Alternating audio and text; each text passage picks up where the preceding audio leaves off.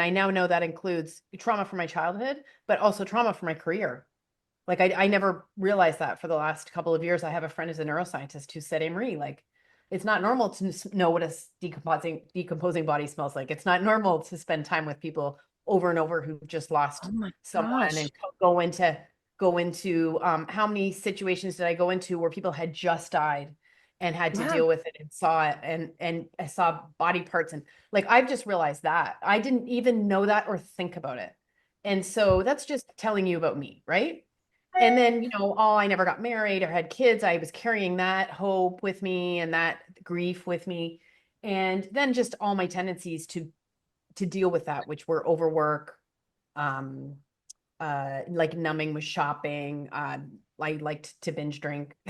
So enjoy it. Never a regular drinker, just really like to go to town on the weekend. So I had all those sort of like coping mechanisms, and I just hit a wall in my early 40s.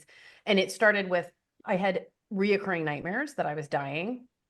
Um, I had developed a fear of flying. I was, long haul flights from Abu Dhabi. I've taken two a year. All of a sudden, I had to drink like a triple whiskey to get on the plane.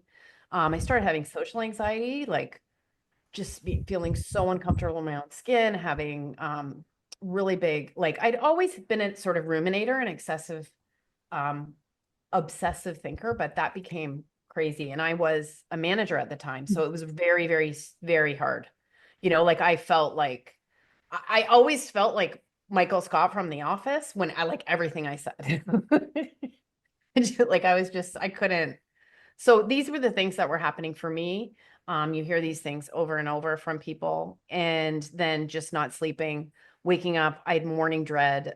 And then it just through perimenopause, the mental health parts of it shifted and ebbed and flowed. And there was a period of time when I would just wake up. I got rid of the nightmares, but I would just wake up in the middle of the night, 3 or 4 and not get back to sleep, or wake up with morning dread.